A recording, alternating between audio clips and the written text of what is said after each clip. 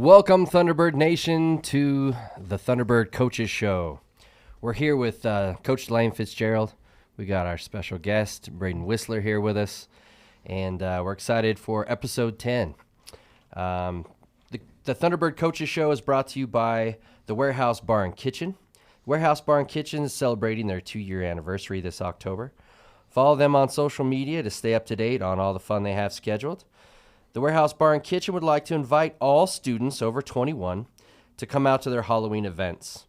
The Warehouse will be hosting live bands, having a great dance party Halloween weekend. That's coming up, and it's free. So if you're 21 and over, head on out to the Warehouse for the bands and the dance party they got going. The Warehouse would also like to remind you to stay safe this Halloween season and always drink responsibly. So what's your costume for this weekend?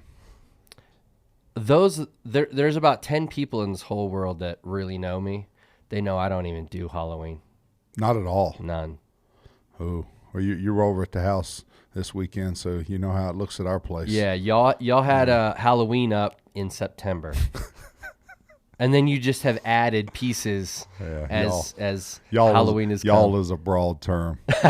So, your wife really likes Halloween. Had an agreement a long time ago. I don't put up any decorations, and I don't have to take any down. Well, I'll tell you what. She's got the place decorated. We are festive, though. Yes, very, very festive. It is festive. Yep. The mannequins talk to you as you walk into my house. Yeah, it freaked me out on the way in. It was unsettling is what I would call it. Coach, we had Stephen F. Austin this Saturday.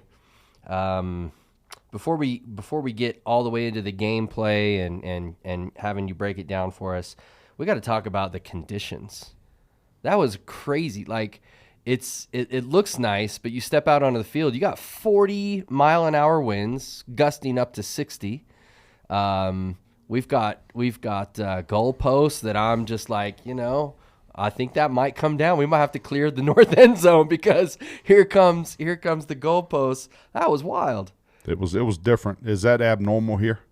That one, yeah, I'd say that those conditions are not normal. Yeah, I mean that was quite wind. Yes, we always have, but 40 mile an hour pretty consistently with gusts up to 60. That's a little much for this place. Coached a lot of games with a lot of different conditions. Yeah. And that was unique. Everybody's on campus in shorts and a T-shirt on Friday, and it's 75 degrees. Yeah. And then you wake up Saturday morning, and it's cold, and winds gusting up to 60 miles an hour. Yeah. And then we wake up Sunday morning with 4 inches of snow. It blew the snowstorm in. It sure did. Yeah. So it was that big system coming in. Crazy game. Let's go ahead and recap the game with Stephen F. Austin for us. Yeah, we lost. Yep. You wanted a few more specifics in that, right? Yeah, this is going to be a short show. Let's get it over. Didn't do enough. Sick of talking about it. Here's so guys ready to play. We were ready to play on Saturday like we're normally ready to play. Our offense got off to a great start, which is something we hadn't done in a couple of weeks. But we scored and scored early and went up 7-0. When you had the wind at your back on Saturday, it was easier than it was when you were going into it, obviously, because the steady wind was at about 30 miles an hour, and then you had 40 and 50 and 60, and it was changing speeds on you. But with the wind, both offenses did a little bit better, although they did score going into the wind. They did, yeah. But we scored. We did a nice job in the first quarter. In the second quarter, we had a 6-minute lull. We had a 6-minute lull that ended up costing us a game in the long run. But they scored 21 unanswered in the second quarter on us. Jon, in that first half, we were out-coached and out-executed on special teams. Special teams was really to our detriment, but needed the head coach of the Thunderbirds needs to have the guys better prepared on special teams, and we need to do a better job with that, and we're going forward. But they scored. That they scored and then recovered their onside kick and scored again in 15 seconds. You give up 14 points in 15 seconds, it's hard to claw back from. That being said, Our offense comes out of the locker room offensively and defensively. We played well in the third quarter, took a 4-point lead in the third quarter, and when we were down at halftime, and then kind of in the fourth quarter just went back and forth. We had the lead in the fourth. We were behind in the fourth. We were tied in the fourth. We did all of those things, and at the end they scored 3 more points than we did. John, our kids are fighting. They're fighting and they're doing a nice job, and I'm not ashamed to be their head coach one bit. Actually very, very proud of our young men and how hard they're playing. We just don't do quite enough. And going back to our motto, we talked about this last week, focus, fight, finish. We're not finishing yet. Yeah. We're going to finish, but we're not finishing yet. Yeah. We talked about the conditions. I noticed there was even timeouts were being called to preserve the direction that you were going on the field. I mean, it was that drastic. Tell us a bit about just that philosophy of holding court, so to speak. It was almost like, every game has 2 halves, but each of these, the quarters were just so important because of the direction of the wind. Yeah. Am I imagining that, or did you really try to call some timeouts to? Yeah, burned all 3 timeouts. Yeah, trying to get in the ball the first back. quarter. We were trying to add 2 possessions. Yeah, not just one. We added a possession. We got an extra possession in the first quarter. At the end of the first quarter, we're winning 10-7. So we're up, but we added 2 possessions there. We added a possession, I should say. We were trying to add 2, and we got them into 4th down and then jumped off sides. Yeah. So we burned those timeouts in the first quarter, and then it didn't work out in our favor. But you're right. In that game on Saturday, when you were headed, wind's blowing north, and when we were headed north, everybody was more successful than when we were headed the other way. Yeah. You mentioned special teams. There's another fake punt that kind of got us. I've never seen a guy that big rumble down the field like that. He's actually pretty 97, I think his number was. He was actually pretty swift of foot for a guy that big. But that came. You mentioned that came back to get us, and then that onside. John, just in the first half. Yeah. So that they faked the punt, which was successful, kept the drive going. They scored on that drive. They kicked the ball out of bounds. I made them back up 5 yards and re-kick. And then we had some young men not do what they were supposed to on the re-kick, and we didn't end up successful there. It's my fault. It's a bad decision on the head coach. Bad decision by the head coach. I'll know from now on, just take the 5 yards and start at the 35-yard line. Take it and go. You just take it and go. Take the football and go. But I've got to be better that way. We shanked the punt out of bounds, and then we gave up the onside kick all in the first half. We had a entire season worth of special teams mistakes in one half. That's right. Another odd special teams thing. And after all that, you're still in the game. We're winning in the third quarter. Absolutely. Yeah, it's a testament to how hard our young men are playing. Yeah. I've never seen a punt go 4 yards that wasn't blocked before. That was a first for me also. I think it was their kicker got it up in the wind, and it just caught a gust and did not go anywhere. Not only that, then it had the backspin and started coming backwards. That was wild. If they didn't down it, the ball was going into the end zone. Yeah, no kidding. Yeah, it was going to literally. The wind had it. It was probably gone. Would have been a pair one if they didn't have a fence up. It was going. So, yeah, that's crazy. We did have a few bright spots though. I thought. Our guest here, Braedon, had a phenomenal game, and we can talk about that in a minute. Who else? Isaiah Wooden had another great game, two touchdowns. I think it was 155 yards, and then another. He had 132 yards on 7 catches. And then 2 rushes for 18 yards for a total of 2 touchdowns. John, when you score 38 points and you lose to the number 20 team in the country, preseason number 8 team in the country, you lose to them by 3 in a game that you should have won. Yes. When you lose to them by 3, there's lots of bright spots. This young man beside me, Braedon had a great game on Saturday. Isaiah Wooden had another good game. As soon as Isaiah learns how to practice all week long, Isaiah's getting ready to be an All-American football player. Yeah, he's phenomenal. And the young man sitting beside me, the best thing, people, hey, what's he do well? Shows up every day and brings it. Like shows up every day and gives everything he has. Our offensive line, was better on Saturday than they've been all season, and that's right. a bright spot. All those young men are back next year. Yeah. You flip over on defense. Our defensive line is starting to play the run really, really well, and they're playing against older and bigger people, but we're playing the run well. Trent Whalen came out of nowhere on Saturday and had a season's worth of tackles. 18 tackles. 18 tackles, a lot of tackles. Had he not made those 18 tackles, their running back was going to rush for 250. Would have been a longer day. Lot longer day. Yeah. But we've got some guys running around. Got 2 freshman corners that make plenty of mistakes, but are going to be good players. And we can come back and talk about all those players later. But there's a lot of bright spots. Yeah, absolutely. Well, obviously we didn't get the result that we were hoping for. We've had this conversation 4 times in a row, right? I mean, there's been 4 different losses back to back, a total of 11 points. So 3, 3, and 2, right? So we've got It's 15. Is it 15? Yeah, I hate the stat. It's 15. Are you sure? We've lost 4 straight games by a total of 15 points. We've lost 4 straight games. I guess you would know. I should probably go with the coach. 4 straight games by a total of 2 touchdowns. Yeah, wild. Yeah. And so the finish part obviously is being preached. I'm sure it's being received. We're getting closer, and I don't know. I think there are some really bright spots for Thunderbird Nation. There was some back and forth on a post on the internet, and some clown came out and said that he was sick of watching, and then you should have seen Thunderbird Nation come in and just defend the team, defend the honor, so to speak. But I think most people out there can appreciate the hustle. They can appreciate the 1% getting better. A lot of people don't know how many freshmen and sophomores, underclassmen are starting on this team.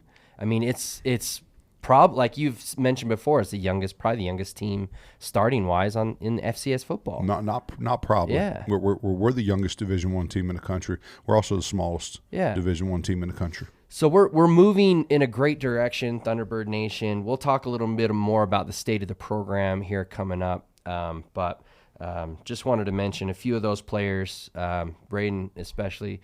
I talked to Coach Smith, running backs coach, and I said, hey, this is 3 weeks ago, actually. I talked to him. I said, who stands out in the room? And he said, you might not. I go to a lot of practice. I observe a lot of football. And he goes, you might not notice. And I said, I think I might notice, but who is it? And he said, Braedon Wissler. He's like, this guy comes to practice every day. And whether it's the walkthroughs or whether it's Tuesday or whether it's Thursday, this guy's showing up, and we can see this is Coach Smith was talking about his progression, right? Like he's now to the point. He had a great game last week. This week he shows up, goes for 155 yards, touchdown. He had probably 100 yards in the first half.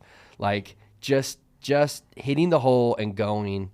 That brings up our athlete spotlight here, Braedon Wissler. Why don't you introduce him real quick, Coach, and we'll talk to Braedon. You've already introduced him. Well, I know, but you might have some intimate details about Braedon.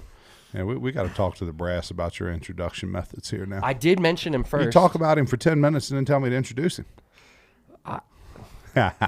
We're not all perfect, Coach. Here we this go. Is back-to-back episodes that I've been critiqued in the podcast directly from Coach, but I like that he's coaching me up so I can be better. Yeah, let me give out 25 minutes of accolades, and then Coach, you introduce him after that.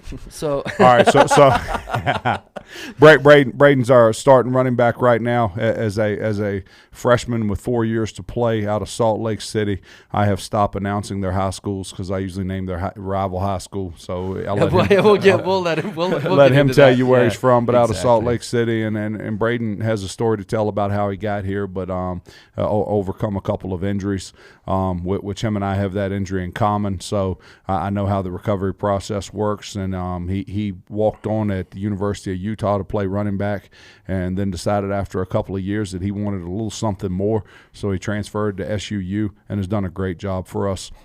And you said this, the best thing Braedon does for our football program and for his own game is he shows up every day and works really, really hard.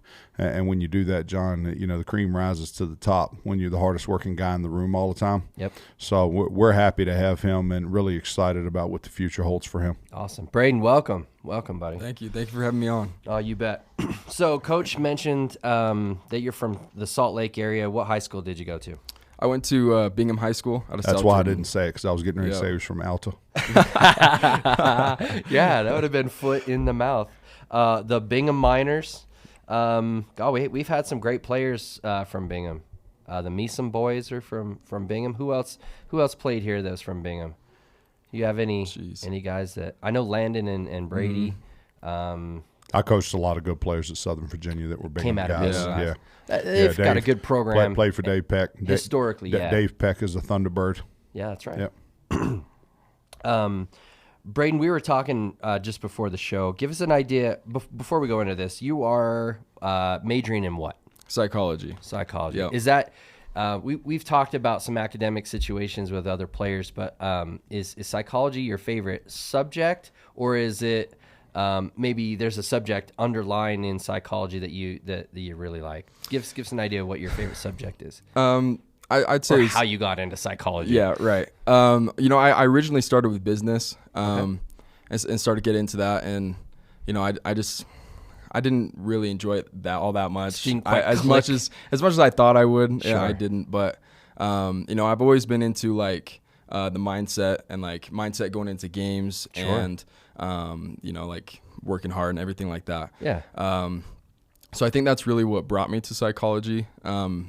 And I still haven't decided quite what I want to do with it, whether it's like some sort of sports psychology or something like that. But yeah, I think that's really what brought me into psychology. Yeah, I mean, with psychology, that's basically just figuring out what people are thinking and why. Yeah. Right. Why they are the way they are, and then also, there's a lot that can be done in business. Sales, for example. Yeah. In psychology, or helping, like you said, helping people out with their mindset and sports psychology and things like that. I got a few family members that are in the psychology world, business wise. So, you are a senior in school, but a freshman in football. This has got to be a great story. Give us. You gave me the highlights over there, but tell Thunderbird Nation how it is that you got to be a freshman football player as a senior student here at SUU. Right. So my first game my senior season, I actually ended up tearing my ACL. And then moving on from there, I ended up committing to the University of Utah. Okay. And I gray shirted my first season there. So what's a gray shirt? Yeah, I am not. Yeah. I'm not well versed in all the terminology. Tell me what a gray shirt is. Yeah. A lot of people ask me that because not a lot of people know what the gray shirt is. A lot of people are as dumb as me. This is good to know. Yeah, but so basically, I wasn't a full-time student, and I couldn't really do much with the team. I was like technically part of the team, but couldn't really participate in anything. Not listed on the roster, but on the team. Yeah. Okay. Yep. So I still had contact with some of the guys. Like I was roommates with some of the football guys. Sure. and whatnot. So just really went to school for that first year, and then coming back from that was my first season there. I had recovered from my first ACL injury. Okay. Ended up hurting my knee again. So that's the second ACL. Yeah, so that was the second one. So spent that whole season just recovering and whatnot. And then the COVID season obviously gave me a year back. Right. And then going into the COVID season, I had hurt my knee the third time. And, 3 ACLs? Yeah. So three ACL tears, you're technically on your fourth one. That's wild. Yeah. Okay. Wow. Got it. Continue. I didn't mean to. No, you're good. Interrupt you. No, Sorry. You're good. Yeah. So the three injuries leading up to that next season was my really first season at the University of Utah, and so went through a scout team, everything like that. Right. And then I ended up redshirting that season, and then ended up here. So wow, still a freshman. So give us the scoop. You're up at the University of Utah. You had a year that you were on the scout team, and you're being coached, and you're on the team. What led you to want to come down to Southern Utah from the University of Utah? Yeah. Was it playing time? I mean, what was the drive to get you down here? Right.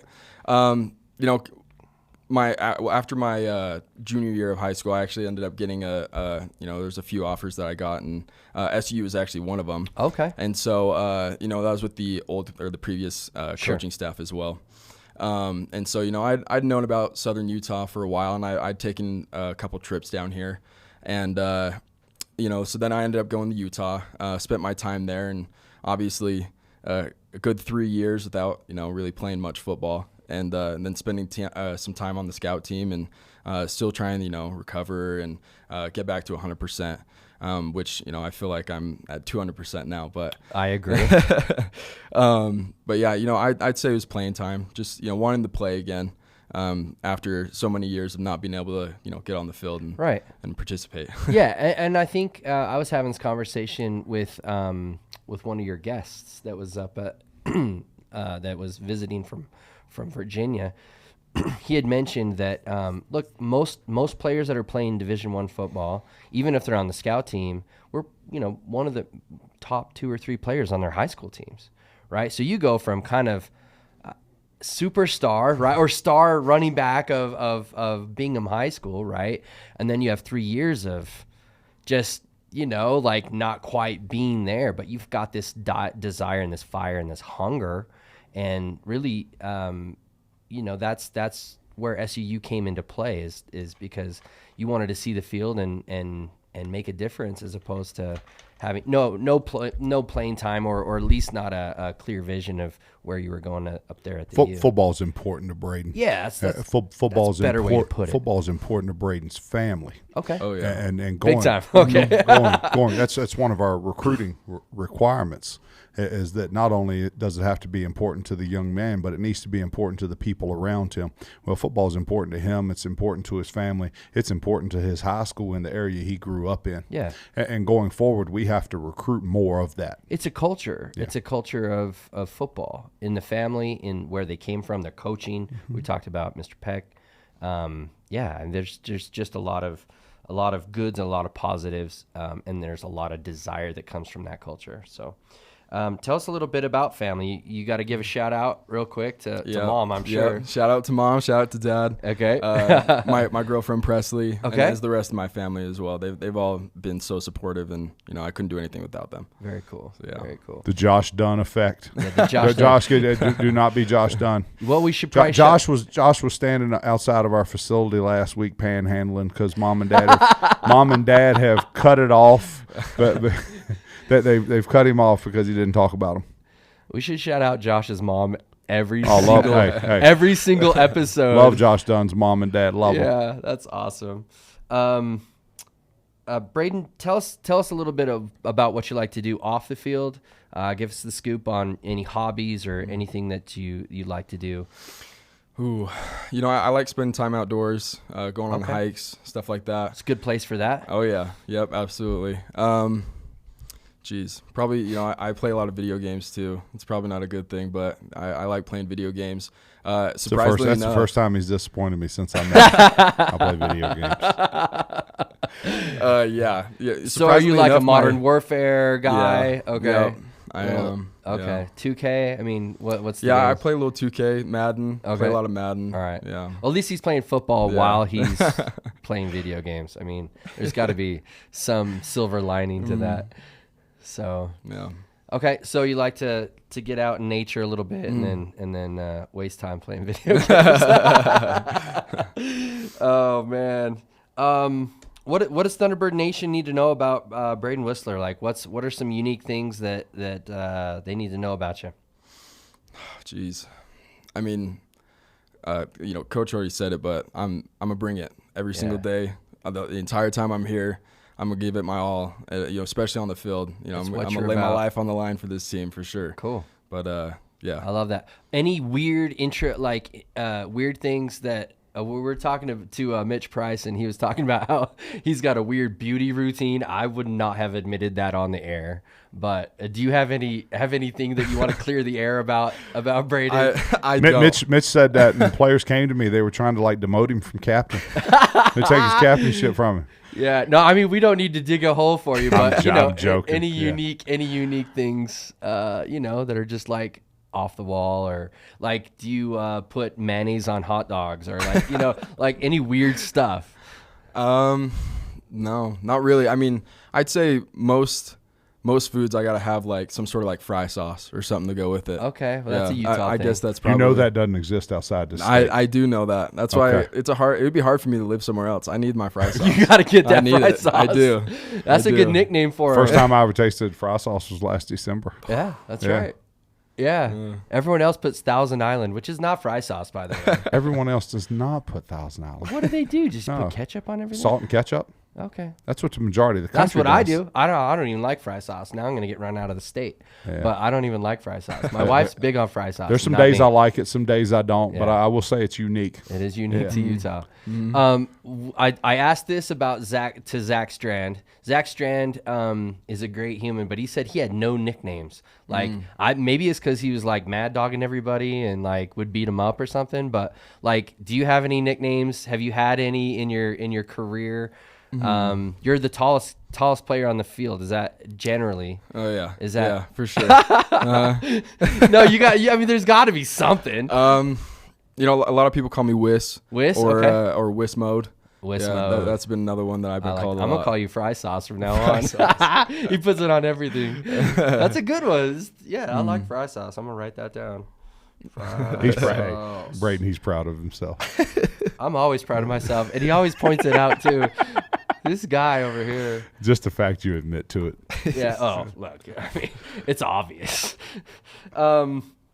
Coach. Braedon. Anything else that you want to share with Thunderbird Nation? Just, I mean, obviously you're going to. What's your favorite color? Oh yeah, we got to go through we got the rapid fire questions. I'd say blue. What is your favorite food? Probably Mexican food. Okay. What about music? Who do you listen to? Ooh, a lot of country music. Okay. Luke Combs. Luke Combs. Okay. Yeah. All right. Yeah. I know nothing about country music. I'm just shaking my head saying, "Oh, Luke, yeah, he's the best." I don't know. My stepdaughter's boyfriend is a dead ringer for Luke Combs. Oh, no kidding. Every time I'm like, honey, you can do better. My wife loves country music. I'm just gonna leave it there. I don't want to cause enemies to the show, but it's not it's not what I would pick as my 1A on my play set. But there's kind of a new vibe that's coming with country music that's a little different. But and then you say you got a girlfriend. Remind me of her name. Presley. Is she here at SUU? Yeah. Well, she doesn't go to SUU, but she's living here in Cedar. She's here in Cedar. Yep. What's she doing while you're here? She's just working. Yeah. Yep. Okay. Sugar mom. She got to pay the bills. I see. Okay. Well, cool. That's Braedon Wissler, ladies and gentlemen. He keeps asking you questions. He'll have you in trouble here in a minute. Yeah. No, I'm gonna stop right now before we're ahead. Yeah. No, we're gonna stop while we're ahead. Coach, thanks for being on the show. By the way, it got me curious now. Plans for engagement? Ooh. Oh, now who's getting who in trouble now? Yes. Yeah, I'd say yes. You'd say yes? I'd say yes. Plans. That'll be the end of his good football. That'll be the end of playing well there. Wah, wah, wah. Okay. Coach, we're going into the bye week. Got to heal up. Got to regroup. Undefeated on bye week. Undefeated on bye week. That's true. In my career, never lost a game on bye week. And in SUU football history, which started in 1936, I believe, SUU is undefeated on bye week. Undefeated on bye week. Yeah.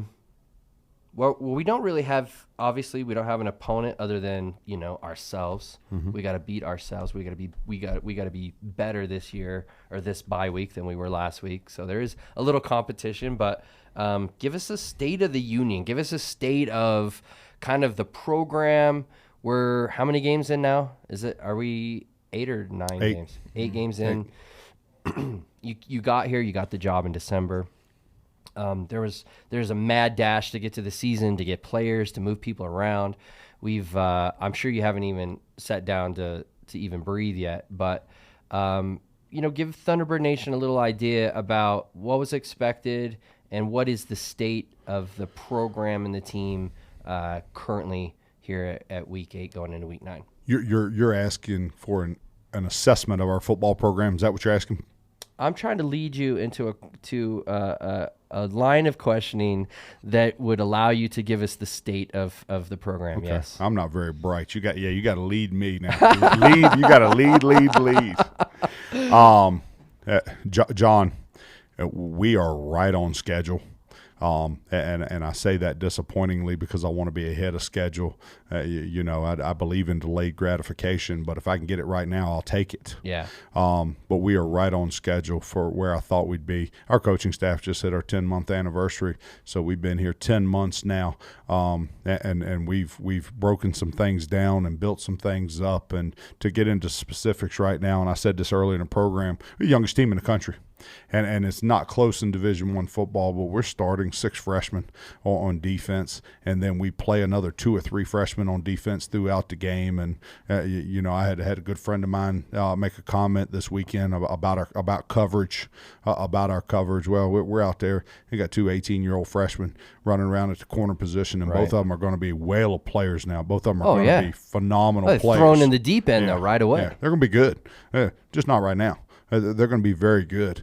We've got 2 D tackles that are playing as well as any D tackles in our conference are playing, and they're both true freshmen, and we're excited about them. And Connor Cullimore is running around at the linebacker position. But when you sit and look at us statistically on defense, well, they're all young. They're all really, really young guys.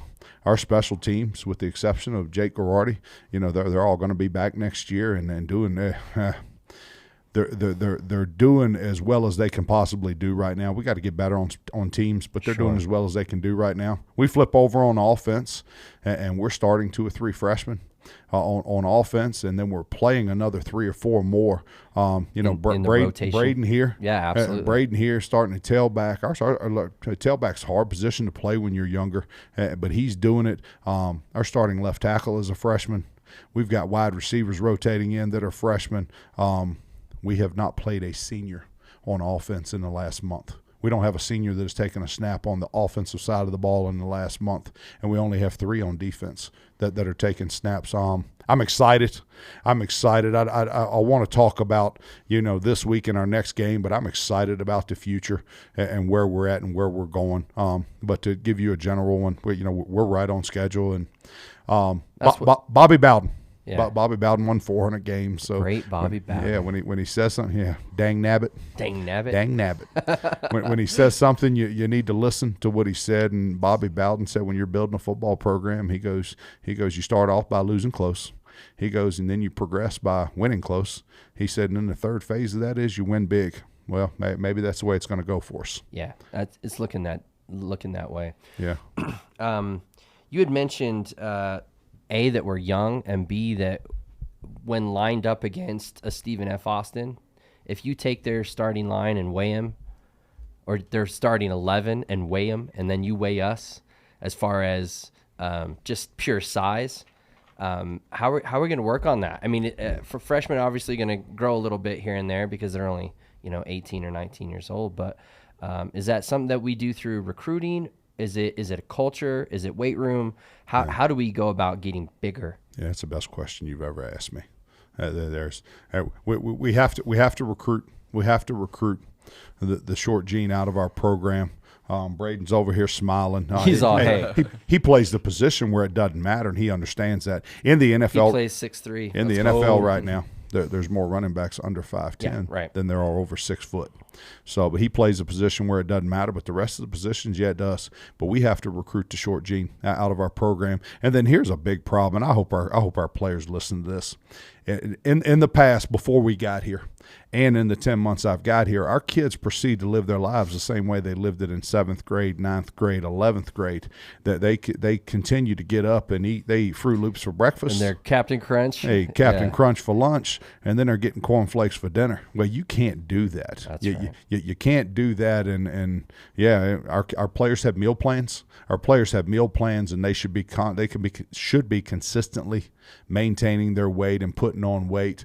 And Braedon can talk a little bit about this, but we've got a goal for the bye week. We've got a goal for the bye week, and John, once they get here, you can't control how tall they are. Sure. Once you take them, they're yours. But you can control how strong they are and how muscular and how much we weigh.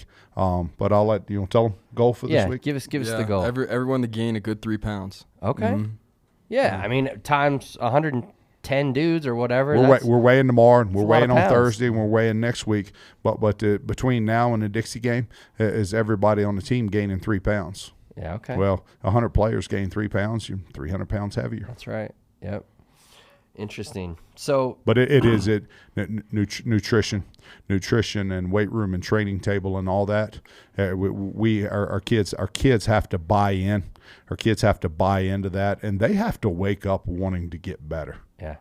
You can't wake up and eat Captain Crunch and get better at college athletics. You cannot do it. Yeah. Well, look, if there's anyone out there that's in the business and the nutrition side of things, and you'd like to help out, give us a holler, because we would love any and every opportunity to get better on the football field. And it comes from what you put in your body and then how consistent you are with lifting those weights, et cetera, et cetera. So anyone out there in Thunderbird Nation wants to help out, give us a shout. Coach, we're about running out of time right now, but really appreciate Braedon coming in. He's coming on hot, got a bye week to get healed up. I'm excited to see what comes in your future, young man. And then, Coach, we always appreciate you taking time and being with us. So you got to let us give shout-outs before you cut us off. Oh, yeah, okay. Shout-outs first. He gave some. He gave some. Review yours. Yep. Presley, my girlfriend. Okay. Mom and dad, obviously. And he knows where the money comes from. He's got to talk. He's got to talk about Presley. No engagement and no marriage until he rushes 4,000 yards in the season, and no Captain Crunch in the mornings. When he hits the 1,000-yard mark, he can do all of that. Awesome. Hey, big shout out to Jeff Rudy. Jeff was down here. He's an alumni. He spoke to the guys on Friday. Played here. He's out of Citrus College. Came here as a JUCO guy. I'm a JUCO guy, but he was here 94, 95. He is the assistant AD at Utah now. Does a lot of stuff with their football program, but he was down here this weekend and just really enjoyed having him around. Hey, awesome. Hey, good dude. Hey, highly intelligent, understands athletics, understands football. But shout out to him. And then bigger shout out to my buddies that came here, Fort Ashby, West Virginia, Paul and Matt Miller, two very, very good friends. Awesome guys. Yeah, lifetime friends. So, yeah, love those guys. Fantastic. Well, with all the shout-outs wrapped up, let's go ahead and wrap up this episode of the Thunderbird Coaches Show. I'm John Smith for Braedon Wissler and Coach Jon Fitzgerald. We're signing off. Go Thunderbirds.